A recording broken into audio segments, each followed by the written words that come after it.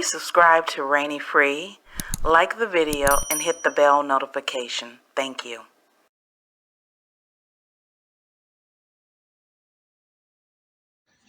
I'm sure by now you're all aware that Damar Hamlin collapsed on the field January 1st while playing football. When that took place, Skip Bayless, who seemed to have all this smoke for Kyrie Irving, comes out on his Twitter and makes a comment that was very inappropriate, basically stating that the game should continue while Damar is holding on for his life, literally. And I want you to think about, or go back and think about, and in this video, I'll provide an example of exactly how Skip Bayless responded over a simple link that Kyrie Irving had shared about a movie. And the way that Skip had all this smoke for Kyrie Irving, but at the same time, this past January 1st, when Damar is lying there totally out of it and needing to be resurrected, he seemed to have not any human compassion. Rightfully so, the people on Twitter went after Skip Bayless, and then Skip decided to come out and make a formal apology of sorts. It really wasn't even an apology, but unfortunately, as African Americans, we don't have the Black delegation to make Skip Bayless go on an apology tour.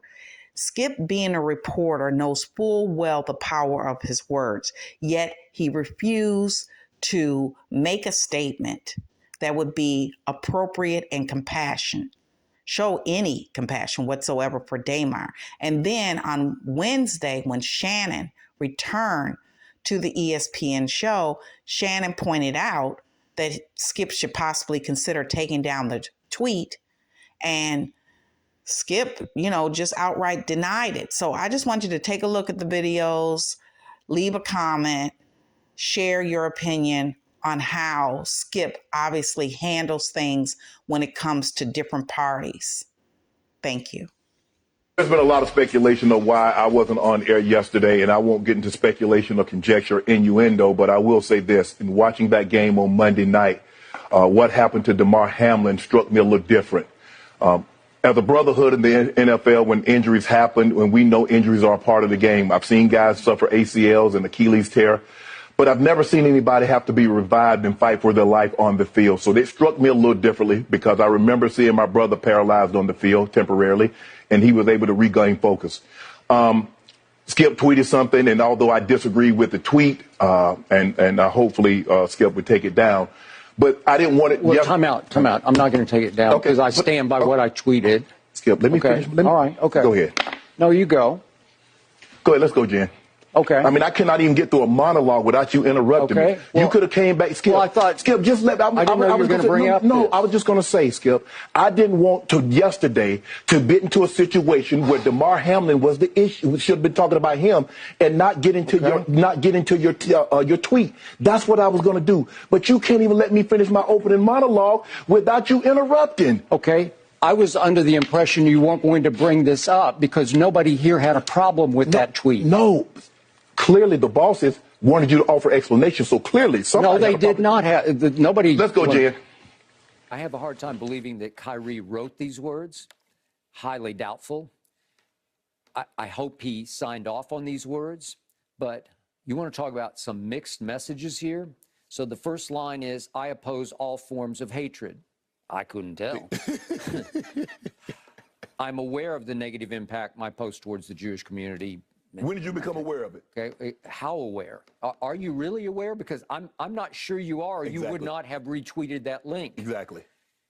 Last line. So for my family and I, we meant no harm to any one group, race, or religion of people. Really? No. And I wish in the end only to be a beacon of truth and light.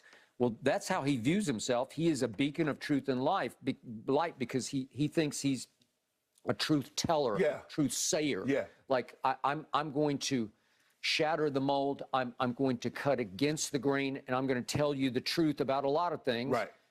He even thought for a while the earth was flat. That we started with that one. Okay, I'm going to just reiterate. I don't want to beat the dead horse on this one, but I think we have to go back just for a moment and look at the film that's based on a book that Rolling Stone magazine termed venomously anti-Semitic. This is the link he tweeted.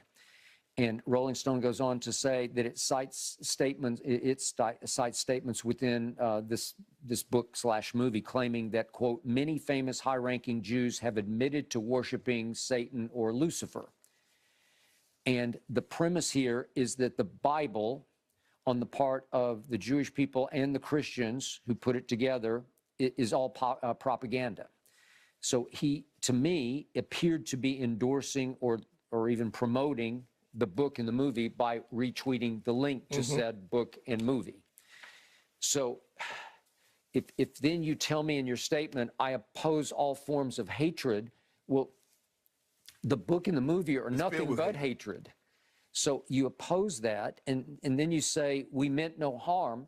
Well, the book and the movie mean nothing but harm, especially...